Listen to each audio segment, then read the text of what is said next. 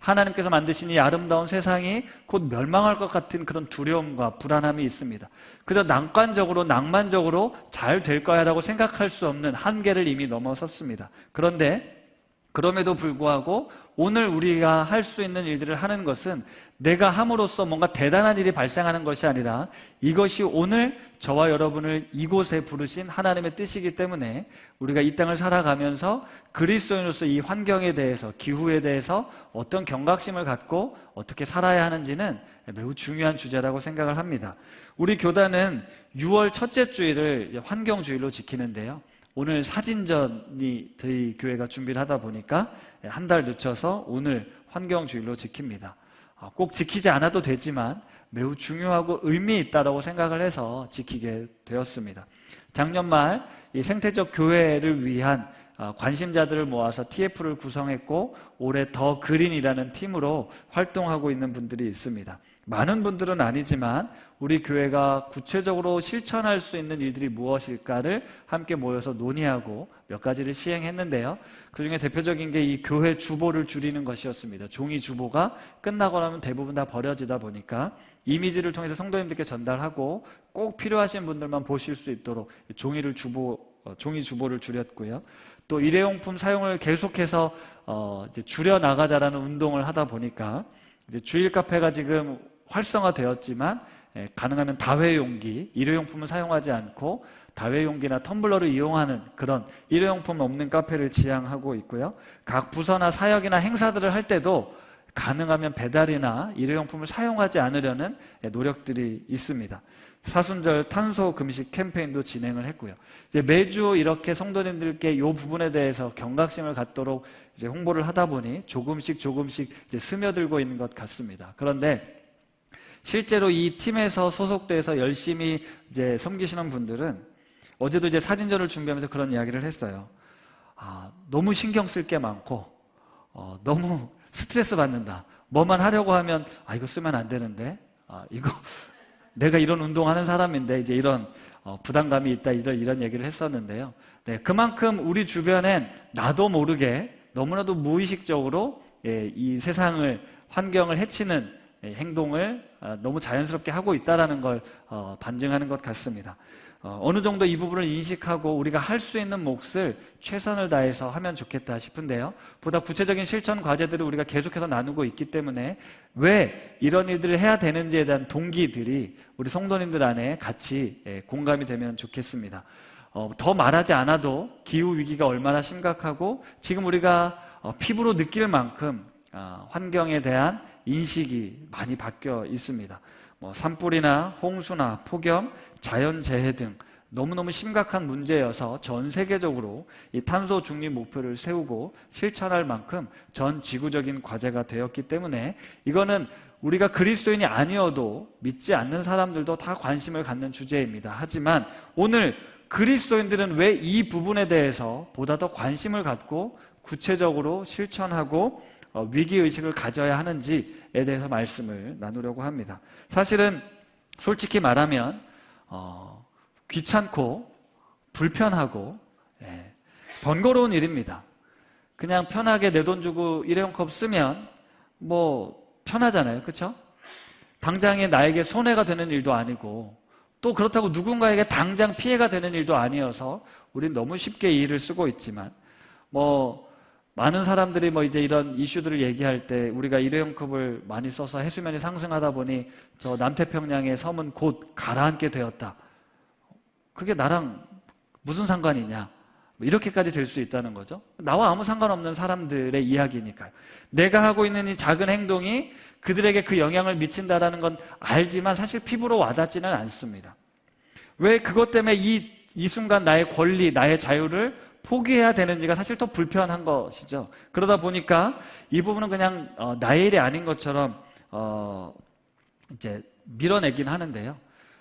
우리 교회 공동체에서 늘 말씀을 드리지만 하나님의 구원은 개인의 구원, 내가 이 땅에 살다가 죽어서 천국 가는 구원이 아니라 공동체적인 구원이다고, 전 우주적인 구원을 하나님께서 말씀하고 있다고 하면 그 부분이 나의 이 삶을 통해서 내가 누군가에게 보이진 않지만 멀리 떨어져 있어도 영향을 미칠 수 있다라면 오늘 내 삶을 조금 더 절제하고 조금 불편하더라도 희생함을 통해서 아주 작지만 하나님의 나라가 이루어지고 있다는 걸 우리는 볼 수 있어야 합니다. 특히 요즘처럼 기독교가 손가락질을 당하고 교회가, 개신교가 아예 신뢰를 바닥을 치고 있는 이런 시대 속에서 예수를 믿는다는 것은 어떤 의미고 교회를 다니는 그리스도인들이 어떤 삶으로 살아내야 하는가가 매우 중요한데, 그런 점에서 이 환경과 이런 위기의식을 가지고 행동하는 것은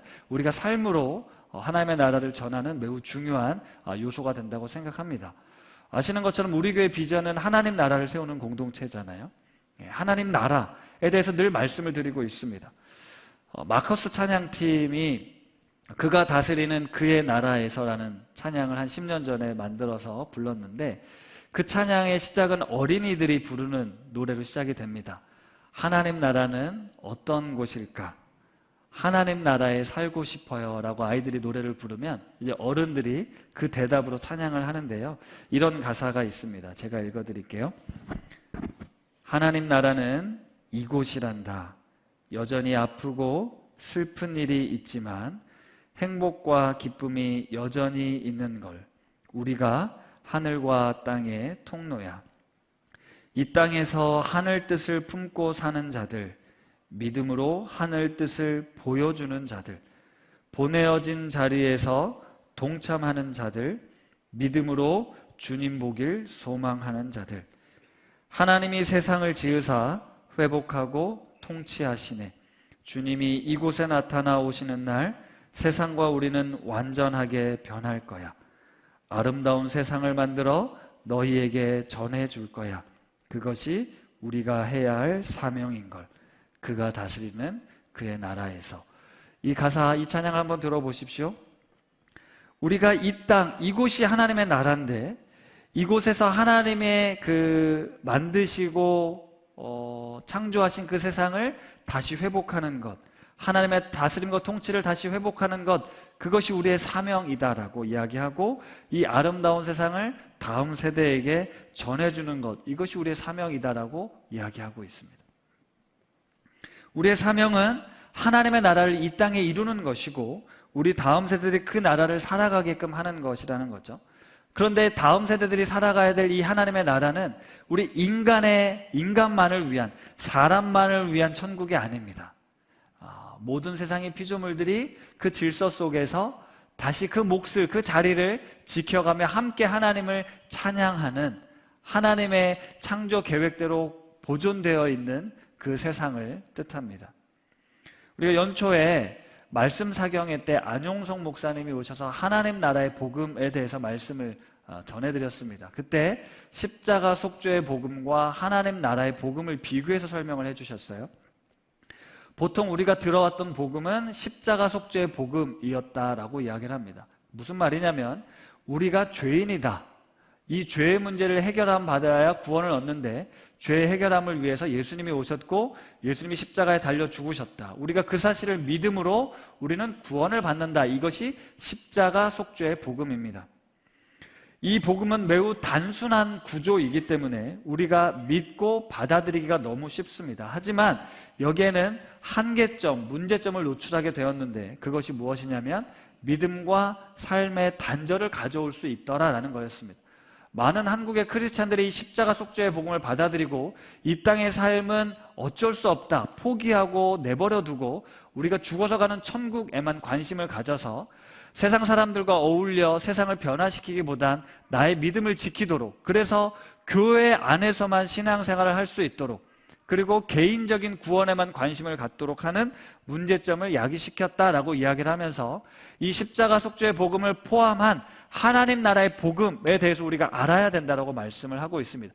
실제로 예수님께서 이 땅에 오셔서 하나님 나라를 증거하셨고 하나님 나라의 복음을 전하셨다라고 말씀하시면서 그게 무엇이냐? 바로 하나님이 다스림, 하나님의 통치가 복음이었다라는 거예요.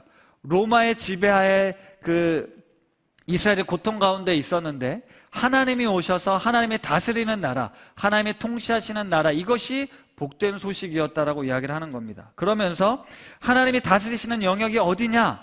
하나님이 다스림이 미치지 못하는 영역이 어디 있냐라고 이야기를 하면서 모든 삶의 영역, 모든 피조세계 안에 하나님의 다스림이 회복되는 것, 이것이 우리가 외쳐야 될 하나님 나라의 복음이었다라는 겁니다. 삶의 모든 영역에서 그래서 우리가 예수의 주되심을 이루며 살아갑시다라고 우리 교회 비전을 말씀드린 거죠. 우리가 살아가는 모든 세상을 포함한 것입니다. 비슷한 의미로 여러분들에게 오늘 원죄와 원복에 대해서 잠깐 간략하게 말씀드리겠습니다. 원죄라는 말은 많이 들어보셨을 겁니다. 우리는 다 원죄를 가지고 있는 존재들입니다. 창세기 3장에 보면 하나님께서 먹지 말라는 선악과를 인간이 따먹고 범죄함으로 하나님의 저주와 심판을 받게 됩니다. 이것을 원죄라고 부릅니다. 그리고 아담의 후손인 우리들은 자연스럽게 그 원죄를 가진 존재가 되었다라는 거죠. 그래서 우리가 비록 도덕적으로 윤리적으로 죄를 짓지 않고 선하다 할지라도 기본적으로 우리는 우리 안에 죄성이 있다, 원죄를 가지고 있다. 그래서 이 원죄를 어떻게 해야 되죠? 해결해야 됩니다. 어떻게 해결합니까? 십자가로 해결을 하는 겁니다. 그래서 원죄 교리는 십자가 속죄의 복음에 있어서 핵심 중에 핵심이었습니다. 하나님께서 이 예수 그리스도를 통해, 죄 없는 예수 그리스도를 통해 인간을 구원하는 것, 그것이 우리가 받아들여야 될 복음이라고 우리는 배워왔고, 그래서 이번 여름 수련회 사역들을 할 때마다 우리가 빼놓지 않고 하는 게 무엇입니까? 우리의 죄 문제를 하나님 앞에 고백하고 그 죄의 문제를 해결함 받는, 그래서 죄를 써서 십자가에 붙이고 불태워서 이 죄는 이제 나와 상관없는, 내가 구원받았다, 이런 이벤트들을 우리가 참 많이 했습니다. 하지만 거듭난 그리스도인으로 앞으로 어떻게 살아야 될지에 대한 문제는 개인의 몫으로 돌렸기 때문에 우리가 다시 시간이 지나면 다시 원상태로 돌아오는 그런 일들을 계속하게 되었죠. 하지만 어쨌든 이 십자가 속죄의 복음이 원죄를 강조한 만큼 오늘 이 원죄 이전에 원복, 오리지널 블레싱이 있었다는 걸 우리가 다시 회복해야 됩니다. 창세기 1장과 2장은 하나님이 세상을 창조하신 내용입니다. 하나님이 세상을 창조하시고 뭐라고 하셨죠? 보기에 좋았다라고 말씀하십니다. 6일간, 7일간 창조를 하시면서 매일같이 창조를 마치시고 보기가 좋았다, 너무 좋다, 너무 행복하다, 이런 말씀을 하셨어요. 창세기 1장 31절입니다. 같이 한번 읽어볼까요? 시작.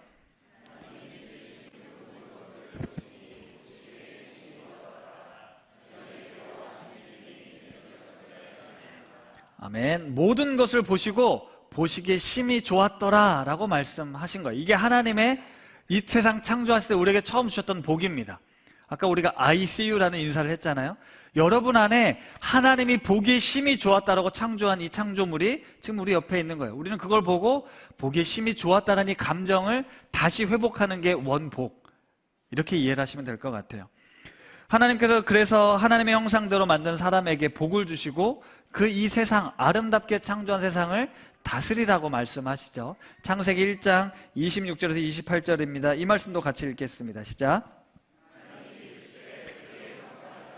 우리의 모양대로 우리가 사람을 만들고 그들로 바다의 물고기와 하늘의 새와 가축과 온 땅에 기는 모든 것을 다스리게 하자 하시고, 하나님이 자기 형상 곧 하나님의 형상대로 사람을 창조하시되 남자와 여자를 창조하시고, 하나님이 그들에게 복을 주시며 하나님이 그들에게 이르시되 생육하고 번성하여 땅에 충만하라, 땅을 정복하라, 바다의 물고기와 하늘의 새와 땅에 움직이는 모든 생물을 다스리라 하시니라. 아멘. 마지막 절에 하나님께서 우리에게 복을 주셨다라고 먼저 이야기를 합니다. 그 복이 무엇이냐? 너를 나와 같은 존재로 만들어서 세상을 다스릴 수 있는 복을 주셨다는 거예요. 다스림의 복이 아니고 내가 만든 이 세상이 얼마나 아름다운지 네가 누릴 수 있게 해줄게 라는 게 복이었습니다. 그리고 이 땅에서 생육하고 번성하여 충만함을 통해서 우리 함께 기뻐하자, 우리 함께 누리자라는 게 하나님의 원복이었습니다. 그런데 지금 오늘날 우리가 살아가는 세상은 그 죄로 말미암아부터 시작된 깨어짐으로 인하여서 수많은 갈등과 파괴와 재해, 질병, 고통들이 가득합니다. 그동안 기독교 세계관에서는 어떻게 가르쳤냐면 이 세상 만물은 인간을 위해 창조했다. 그래서 하나님이 앞서서 모든 세상을 다 만들어 놓고 인간을 마지막에 만드셔서 자, 다 네 거야. 네 마음대로 해. 라고 이야기를 했다라는 거예요. 이런 신학적 토대 위에 인간이 자연, 동물, 식물은 나를 위해 존재하는 것으로 여기고 내가 그들을 정복하고 지배하고 다스려도 된다라고 생각을 했습니다.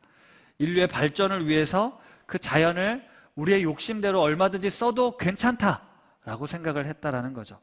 이런 인식의 기본 바탕에 기독교 세계관이 있었다라는 그 뼈아픈 반성이 있는데요. 그 덕분에 인간은 이렇게 발전해 왔는데 그만큼 지구는 병들었습니다. 왜 그랬을까? 생각해보면 적절한 수준 이상으로 인간의 과욕, 탐욕이 만들어온 재앙이라는 거죠.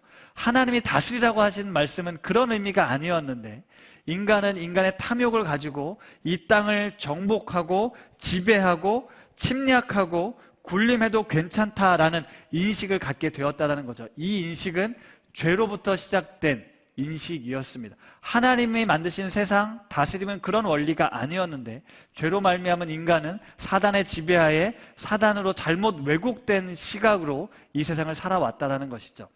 창조설화는 이 기독교에만 있는 것이 아니고 고대 근동의 문화에도 다 기록되어 있습니다. 특히 메소포타미아의 그 바벨론 문명에도 이 창조설화가 있어요.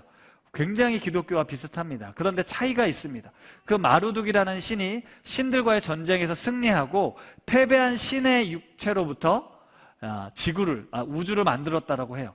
땅과 하늘, 해와 달과 별을 그 패배한 신으로부터 만들어서 이 우주는 이 열등한 신에 의해서 열등한 존재로 만들었고 또 패배한 신 중에 한 존재를 통해서 인간을 만들어서 인간이 이 세상을 신을 위한 노예로, 노동자로, 노동력으로 착취해도 되는 그런 존재로 만들었다는 이야기가 있습니다. 이런 신관, 이런 세계관 속에서는 이 세상을 승자와 패자, 지배자와 피지배자를 당연하게 만듭니다. 폭력과 이 침략을, 정복을 당연한 승자들에 의해서, 강한 자들에 의해서 당연히 이루어져야 하고 약자들은 우리를 섬기고 다스림을 받아야 되는 것이 당연한 질서라고 이야기를 한다는 거죠. 그러나 하나님이 만드신 세상, 하나님이 지으신 세상은 그런 세상이 아니었습니다. 하나님이 창조하신 창조는 선한 창조였습니다. 보기에 심히 좋았던 창조였죠.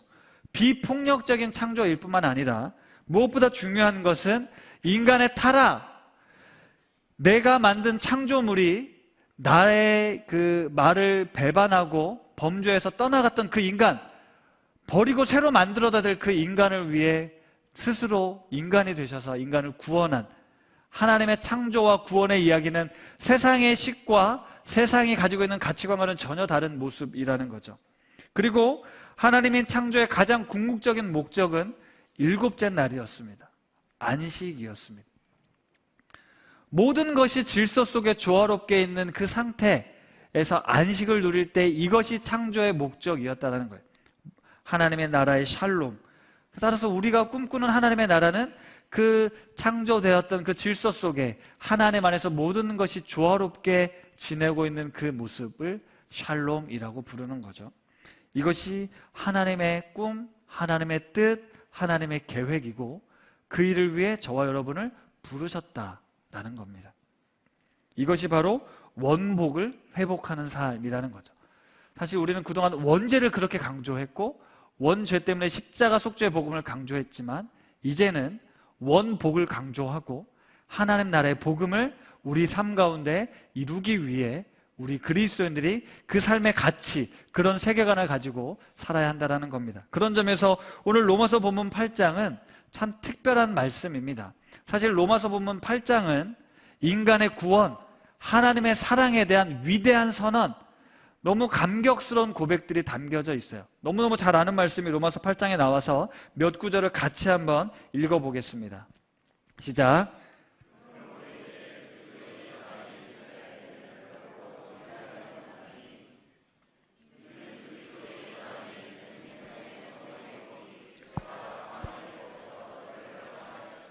8장 26절입니다.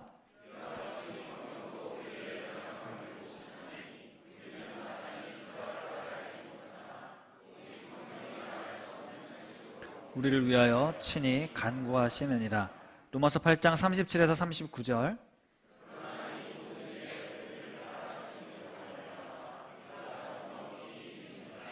내가 확신하노니 사망이나 생명이나 천사들이나 권세자들이나 현재일이나 장래일이나 능력이나 높음이나 기쁨이나 다른 어떤 피조물이라도 우리를 우리 주 그리스도 예수 안에 있는 하나님의 사랑에서 끊을 수 없으리라. 아멘. 로마서 8장 1절부터 마지막 39절까지 그리스도 예수 안에 있는 자가 누리는 복, 생명의 성령의 법이 나를 지켜주시고, 성령이 말할 수 없는 탄식으로 우리를 위해 간구하시고, 하나님의 사랑이 그 어떤 것으로부터 우리를 끊을 수 없다라는 우리 구원, 하나님의 사랑에 대한 놀라운 고백이 이 로마서 8장에 담겨져 있어요. 그런데 8장 중간 오늘 우리가 읽었던 본문 말씀은 그 구원의 기쁨이 너희들만을 위한 것이 아니다, 이 땅에서 탄식하고 있는 피조 세계를 위한 것이기도 하다라는 말씀을 오늘 우리에게 들려주고 있는 거예요. 그래서 오늘 이 말씀을 통해서 저와 여러분이 알아야 될 사실은, 우리가 예수 그리스도를 믿고 신앙생활하는 우리들이 이 땅에서 여러 가지로 고통당하고 아파하고 신음하고 괴로워하는데 언젠간 하나님이 나를 구원하실 거야, 하나님의 사랑은 결코 나를 포기하지 않아 라는 이 믿음으로 우리가 감격스럽게 살아가지만, 그것이 나만을 위한 것이 아니라, 우리 인간들만을 위한 것이 아니라 모든 피조 세계를 향한 하나님의 계획이 있다는 걸 결코 잊어서는 안 된다는 것이죠. 그래서 오늘 읽었던 본문을 살펴보면 20절 말씀에 뭐라고 나오냐면, 피조물들이 허무한데 굴복했다라고 이야기합니다. 이 이유는 뭐냐면, 인간이 타락한 이후에 이 세상을 하나님이 복 주시고 심히 좋았던 세상이 인간의 타락으로 말미암아 땅이 저주를 받는다라고 창세기 3장에 나와요. 죄로 말미암아 하나님과 깨어진 인간이 쫓겨나서 살아가게 될 세상은 이토록 고통과 아픔이 있는 세상이 되었다는 거죠. 그로 인해 피조물들도 똑같이 탄식하고 허무함 가운데 있게 되었다는 말씀입니다. 21절, 피조물도 썩어짐의 종 노릇하고 있다. 거기서 해방되어서 하나님의 자녀들이 누릴 영광의 자유도 우리를 누리고 싶다라고 이야기하고 있습니다. 22절, 피조물도 탄식하며 함께 고통을 받고 있다는 걸 우리도 알고 있습니다. 23절, 피조물도 우리처럼 구원을 기다리고 있습니다라는 거죠. 여러분, 이런 관점으로 다시 우리가 기존에 가지고 생각해왔던 신앙의 틀을 좀 벗어서 이 피조 세계, 우리 주위에 함께 살아 숨쉬고 있는 생명체들에 대한 마음, 하나님의 마음이 어떠한가를 다시 생각해 보셔야 됩니다. 그러면서 뭐라고 얘기하냐면 19절, 피조물들이 하나님의 아들들이 나타남을 고대하고 있답니다. 하나님의 아들들, 저와 여러분을 의미합니다. 하나님을 주인 삼고 하나님의 청지기적 사명을 감당하는 그 사람들을 기다리고 있대요. 그들을 통해서 우리가 이 구원을 얻게 될 것을, 함께 구원의 기쁨에 참여하게 될 것을 피조물들이 기다리고 있다고 합니다. 하나님의 자녀들은 어떤 존재였냐? 이 로마서 8장 그 앞부분 17절 말씀인데 한번 같이 읽겠습니다. 시작. 상속자 곧 하나님의 상속자요 그리스도와 함께 한 상속자니 우리가 그와 함께 영광을 받기 위하여 고난도 함께 받아야 할 것이니라. 아멘. 여러분, 이 말씀 속에서 우리가 하나님의 상속자라는 의미가 있어요. 하나님의 것을 우리가 다 상속받았다라는 겁니다. 하나님의 것은 뭡니까? 온 우주 만물이에요. 그걸 우리가 상속받았습니다. 이건 이제 우리 거예요. 내 겁니다. 그렇다면 이 내 것에 대한 책임감, 주인의식이 필요하겠죠. 그렇죠? 그런데 우리가 이 세상을 살아갈 때 잘 보십시오. 흔히 공공재 비극이라고 하는데, 주인이 없는 물건들, 주인이 없는 공간들은 어떻게 됩니까? 방치되고 버려지고 파손됩니다. 왜 그러냐? 주인이 없기 때문에 그렇습니다. 마음껏 해도 된다, 망가져도 되고 아무 상관이 없으면 내 게 아니니까요. 하지만 하나님이 온 우주 만물의 주인이신데 그걸 우리에게 상속자로 주셨고 우리에게 책임을 맡기셨다는 의미는 그것에 대한 책임의식이 있다는 거예요. 물을 아껴 쓰는 것에 대한 책임의식이 있어야 된다는 거예요. 오존층이 파괴되는 것에 대한 책임의식이 있어야 된다는 거예요. 우리가 이 상속자로서 그 사명이 있다라는 겁니다. 하나님이었다면, 하나님이 계시다면 어떻게 만드실 것인가, 어떻게 다스릴 것인가, 그것이 우리가 가져야 될 사명이라는 겁니다. 그리고 이 하나님의 상속자들은 이 땅을 살아가면서 그와 함께 영광을 받게 되겠지만 그와 함께 고난도 받아야 된다라고 이야기합니다. 여기서 말하는 고난을 잘 생각해 보면 예수님 십자가에 달려 죽으신 고난, 그 고난은 단순히 인간 죄의 문제를 뿐만 아니라 모든 만물의 하나님의 영광, 하나님의 형상을 다시 회복하기 위한 구원이었다고 보면, 이 피조 세계가 사단의 지배 아래 인간뿐만 아니라 피조 세계가 고통을 받고 있다면 그것을 다시 회복하기 위한 싸움이 있을 거죠. 그 싸움에는 고난이, 어려움이 따른다라는 겁니다. 따라서 우리가 이 기후위기 환경보호를 위해 이런 삶을 살아야 됩니다. 네. 좀 시험에 든다고 우리 민 형제님이 아까도 얘기하셨지만, 가능하면 어떻게 대중교통을 이용할 수 있을까? 나는 대중교통을 이용할 수 있는 사람이 아니다 그러면 자가용을 몰고 가시되, 다른 부분에서 어떻게 내가 이것을 할 수 있을까를 고민해야 된다는 거예요. 그만큼 내가 불편해지더라도, 내가 힘들더라도, 괴롭더라도 그 삶을 살아야 된다는 게 어쩌면 하나님께서 우리에게 들려주시는 말씀이라는 거죠. 이것이 거룩한 싸움일 수 있다는 겁니다. 에베소서 1장 21절에서 23절, 모든 통치와 권세와 능력과 주권과 이 세상뿐 아니라 오는 세상에 일컫는 모든 이름 위에 뛰어나게 하시고, 또 만물을 그의 발 아래에 복종하게 하시고 그를 만물 위에 교회의 머리로 삼으셨느니라. 교회는 그의 몸이니 만물 안에서 만물을 충만하게 하시는 이의 충만함이니라. 말씀 우리가 작년에 배웠습니다. 여기에 보면 예수 그리스도가 지금 이 세상뿐 아니라 오는 세상, 다가올 세상에서도 모든 이름 위에 뛰어난 분이 되셔야 된다는 겁니다. 우리가 물려주어야 될 다음 세상도 하나님의 이 형상, 하나님의 창조를 다시 회복해서 물려주어야 한다는 의미죠. 그리고 만물 위의 머리로, 만물 위에 충만케 하신 그분이 그 사명을 교회에게 주셨습니다. 교회된 우리들에게 주셨다라고 말씀하고 있는 거예요. 만물 안에 하나님의 영광, 하나님의 생명이 가득하다는 걸 우리가 삶을 통해, 우리의 삶을 통하여 보여주어야 한다는 의미라는 거죠. 그게 바로 우리의 사명입니다. 매일같이 살아가는 우리의 삶의 구석구석에, 그것이 사람이든 동물이든 식물이든 그 속에 담겨져 있는 하나님의 생명, 하나님의 임재를 보고 경탄, 감탄할 수 있는 것, 그것이 우리에게 필요하다라는 거죠. 그런데 모든 것이 내 중심적, 나를 위해 존재한다라고 여기면 나의 욕심과 욕망을 위해 기꺼이 누군가를 희생시키고 누군가를 억압하고 누군가를 짓눌러도 괜찮다라는 생각을 하게 됩니다. 이게 세상의 질서니까요. 약한 자는 강한 자로부터 착취를 당하는 것이 이 세대의 질서이니까요. 그러나 우리는 그 연약함, 그 약한 자들이 하나님의 형상, 내가 함부로 할 수 없는 존재라는 걸 우리는 알게 될 때 우리의 삶은 바뀌어지게 되어 있다는 거죠. 에베소서에서는 이런 말씀도 있습니다. 4장 6절인데 같이 읽을까요? 시작. 하나님도 한 분이시니 곧 만유의 아버지시라. 만유 위에 계시고 만유를 통일하시고 만유 가운데 계시도다. 만유, 모든 것이라는 것입니다. 인간, 사람들 위에 계시는 것이 아니라 모든 것, 모든 만물 가운데 계시고 그분이 모든 만물의 아버지시고 만유 통하여서 만유를 통일하시고 만유 가운데 계시다. 모든 것에 하나님이 계시다. 모든 사람, 모든 존재 안에 하나님이 계신다. 이걸 회복하는 것, 이것이 우리가 꿈꾸는 하나님 나라의 모습입니다. 오늘 그 사진전이 이제 가서 보면 아시겠지만 한 분이 이런 사진을 내셨더라고요. 우신고에 이름 모를 풀 한 포기를 찍으셔서 이걸 볼 수 있는 것이 환경사랑의 시작 아닐까요? 라는 말씀하셨는데 공감이 됐습니다. 세상을 보면서 이게 얼마나 아름답고 귀하고 하나님이 여기에 담겨 있다는 걸 알 때 우리는 이 세상을 조금 더 다른 모습으로 살아가게 될 겁니다. 그러나 우리가 살아가는 세상은 하나님을 주인 삼기보단 인간이, 내가 주인이 되어 자기 욕심과 탐욕에 이끌려 세상을 지배하고 있습니다. 착취하고 있습니다.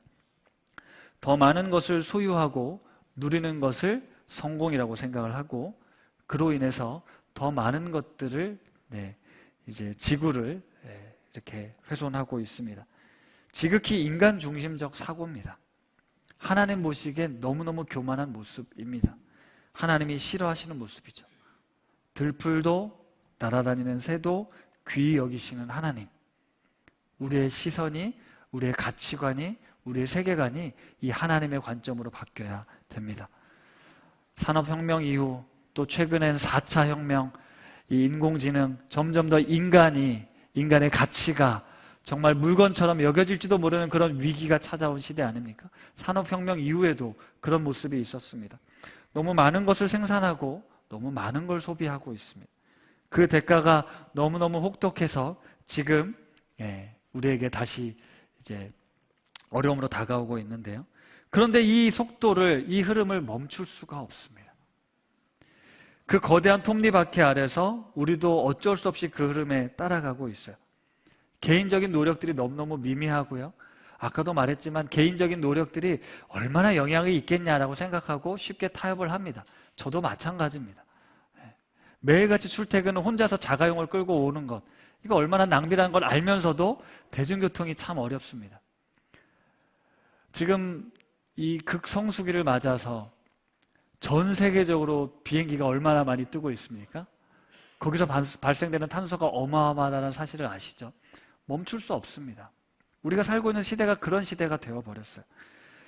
개개인의 노력들이 아니라 어떤 기업이나 국가 차원에서 큰 변화가 일어나지 않으면 곧 지구가 어떻게 될 것이라는 그 불안한 예측들이 있습니다. 그런데 그 먼 미래가 어떻게 되는 것에 우리가 관심을 갖지만 결국 우리가 오늘 나 개인이, 우리 공동체가 보이지 않지만 일하고 계신 하나님에 대한 믿음을 가지고 내가 할 수 있는 일들을 실천하는 것, 그게 그리스도인들이 해야 될 모습입니다. 에베소서의 부르심에 합당하게 살아가라고 말씀하고 있고, 복음에 합당한 삶은 무엇이냐? 내가 큰 일을 이루는 것이 아니라 내가 지금 할 수 있는 그 작은 것들을 내 삶 속에 실천하는 것. 언제나 그렇듯 하나님께서는 그때부터 지금까지 그 구원의 역사를 이루어가고 있기에 그 역사의 아주 작은 부분이지만 우리가 하나님의 뜻에 따라 순종하며 살아가는 것이 우리의 몫이라는 거죠. 말씀을 마무리하면서 우리 김기성 목사님께서 이런 이야기를 하셨습니다. 우리가 우리 죄를 회개하는 것만큼 우리의 살아가는 방식을 바꾸는 것도 큰 회개다라는 말씀하셨어요. 우리가 살아가는 방식을 바꿔서 이 세상을 다시 하나님의 나라로 회복하기 위해 세상의 거대한 질서, 흐름에 역행하고 멈추어 서서 하나님의 사람답게 하나님의 슛과 법을 따라 살아가는 것이 진정한 회개일 수 있다라는 말씀을 하셨어요. 하나님께서 지금 우리를 이 원복을 회복하기 위해서 하나님의 다스리는 나라를 내가 너를 통해 함께 만들어가고 싶다라고 말씀하고 있습니다. 내가 창조했을 때 그 아름다운 모습을 다시 회복하고 싶다. 내가 예수 그리스도를 통해서 그 일을 이미 시작했는데 너희들도 이 마음을 함께 품고 오늘날 너희들에게 허락된 이 세상에서 세상의 통치 질서가 아니라 하나님의 나라, 하나님의 질서에 따라 같이 걸어가자라고 말씀하십니다. 지나친 성공 지상주의, 편의성과 효율성을 최고로 여기는 시대 속에서 우리가 좀 성장을 좀 늦추더라도, 조금 느리게 가더라도 주변과 함께, 이웃과 함께, 자연과 함께 더불어 살아갈 수 있는 세상, 멈춰야 될 것은 멈추고 절제해야 될 것은 절제하고 포기할 것은 포기하고 비효율적이라도 불편할지라도 하나님이 정말 원하시는 삶이 이 모습이라면 우리가 그 일을 위해 같이 마음을 모아야 할 것입니다. 혼자서는 할 수 없기에 그리스도인들이 하나님이 우리에게 맡기신 이 아름다운 세상을 다시 회복하기 위해 교회를 세우셨고, 교회 공동체는 그렇게 하나님의 나라를 꿈꾸며 이 땅에 하나님 나라의 샬롬을 이루기 위해 우리가 몸소 실천해야 될, 살아내야 될 삶의 이야기들을 함께 나누며 이 피조물들의 그 탄식, 그 소리에 귀 기울이고 함께 구원의 영광을 누리는 그런 우리 우신 가족들, 공동체가 될 수 있기를 바랍니다.